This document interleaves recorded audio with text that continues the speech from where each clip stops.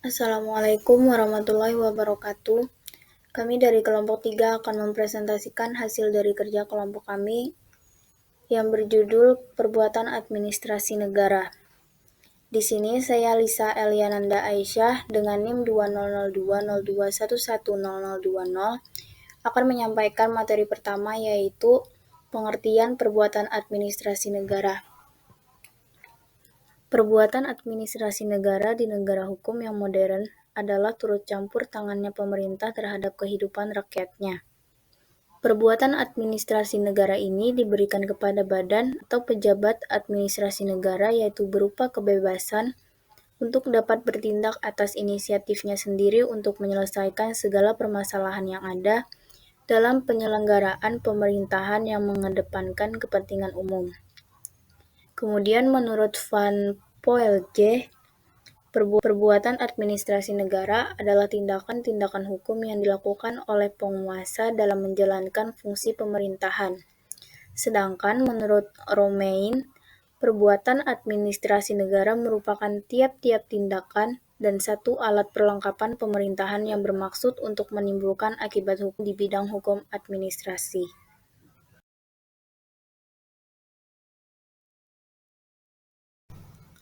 Macam-macam perbuatan administrasi negara. Perbuatan menurut hukum yang dilakukan oleh alat administrasi negara ini penting di dalam hukum administrasi negara, terutama yang didasarkan pada hukum publik yang bersegi satu.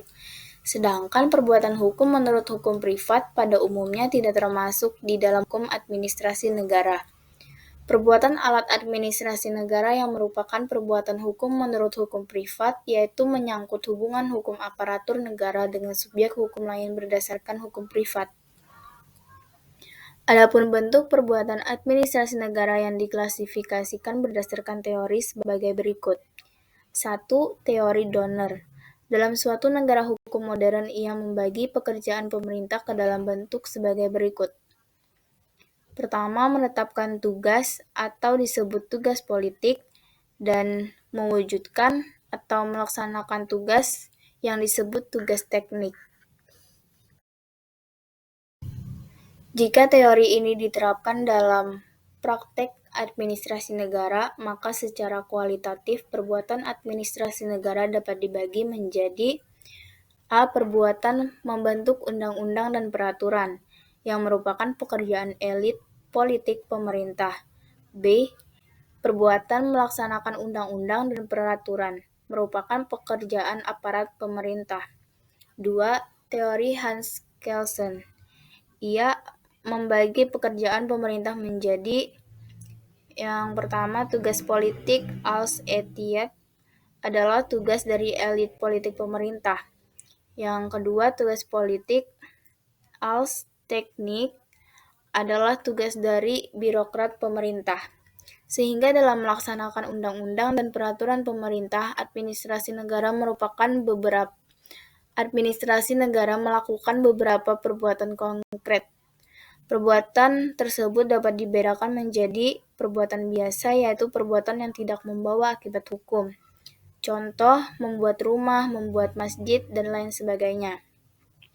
Dan perbuatan hukum adalah perbuatan maupun akibatnya diatur oleh hukum, baik perdata maupun publik. Baik, selanjutnya saya akan melanjutkan presentasi yang disampaikan teman saya. Yang ketiga, teori Utrecht. Dalam bukunya Pengantar Hukum Administrasi Negara Indonesia, ia membagi perbuatan dalam hukum publik ke dalam dua macam, yaitu yang pertama, perbuatan hukum publik yang bersegi dua, yaitu suatu perjanjian berdasarkan hukum publik. Contoh, adanya perjanjian kontrak antara pihak swasta dengan pemerintah dalam pembangunan jalan tol. Yang kedua, perbuatan hukum publik yang bersegi satu, yaitu satu hubungan yang diatur oleh hukum publik, hanya satu pihak saja yang dapat menentukan kehendaknya, yaitu pihak pemerintah. Perbuatan hukum publik bersegi satu inilah yang menjadi dasar ketetapan perbuatan hukum administrasi negara meliputi 4 macam, yaitu 1. Penetapan, 2. Rencana, 3. Norma jabaran, yang keempat legislasi semu. Selanjutnya, perbuatan-perbuatan hukum tersebut dituangkan ke dalam bentuk keputusan yang menciptakan hubungan-hubungan hukum administrasi negara, yaitu hubungan antara penguasa dan warga masyarakat di luar hukum perdata. Penetapan merupakan keputusan dari pemerintah sebagai administrator dan disebut dengan keputusan administrasi. Keputusan ini merupakan keputusan penyelenggaraan atau realisasi, sedangkan rencana, norma jabaran, dan legislasi semu merupakan keputusan dari pemerintah sebagai pemerintah dan disebut dengan keputusan pemerintah, atau keputusan ini merupakan keputusan pelaksanaan atau eksekutif.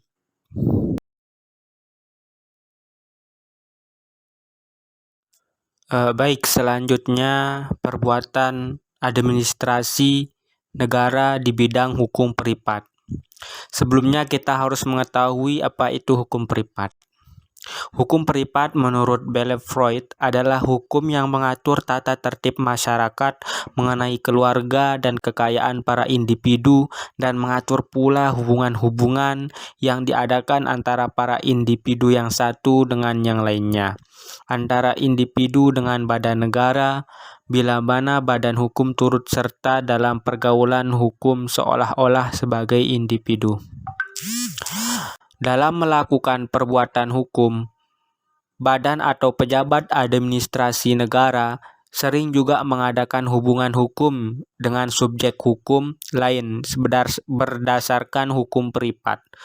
Karenanya, perbuatan hukum yang dilakukan pejabat atau badan administrasi negara dapat juga diatur di luar hukum publik, jadi diatur dalam hukum perdata.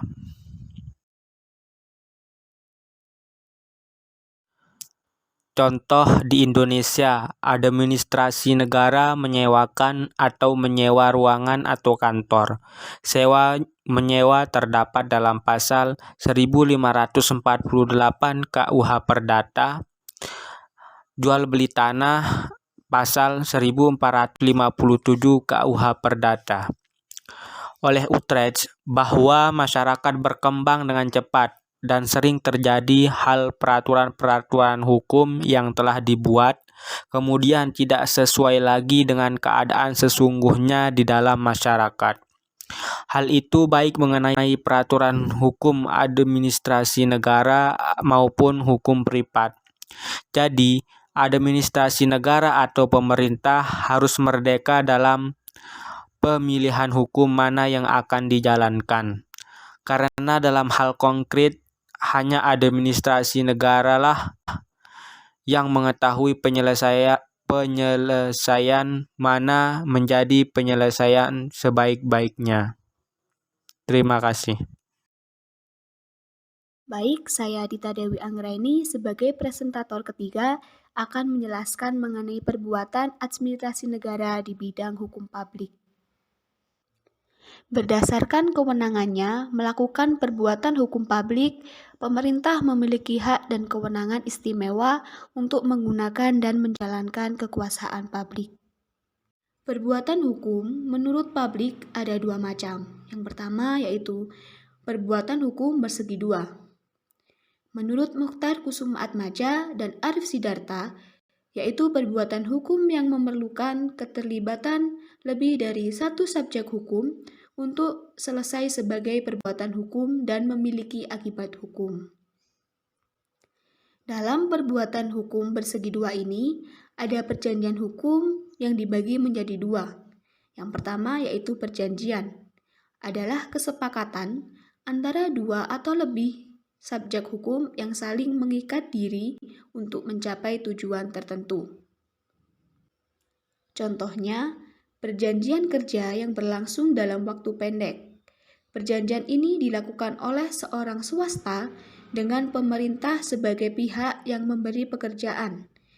Dalam hal ini, perbuatan hukum diatur oleh hukum administrasi negara. Perjanjian yang kedua yaitu tindakan bersama atau kesepakatan sekelompok orang untuk menetapkan putusan tentang suatu hal dan putusan tersebut mengikat semua subjek hukum yang terlibat dalam pengambilan keputusan. Perbuatan hukum yang kedua yaitu perbuatan hukum bersegi satu. Perbuatan hukum bersegi satu dilakukan oleh badan atau pejabat administrasi negara berdasarkan suatu kekuasaan istimewa yang diberi nama basic link atau ketetapan atau keputusan. Ketetapan ini dibuat untuk menyelenggarakan hubungan dalam lingkungan alat-alat perlengkapan negara yang membuatnya dengan seorang partikular atau swasta, atau antara dua atau lebih alat-alat perlengkapan negara. Perbuatan hukum administrasi negara bersegi satu ini dibedakan menjadi dua. Yang pertama yaitu keputusan pengaturan, yaitu berisi penyelesaian sesuatu hal secara umum dan abstrak.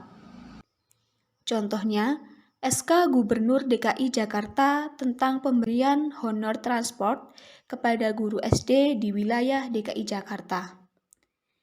Sedangkan keputusan yang kedua yaitu keputusan ketetapan, adalah keputusan yang memberi penyelesaian sesuatu hal secara individu, konkret, dan final.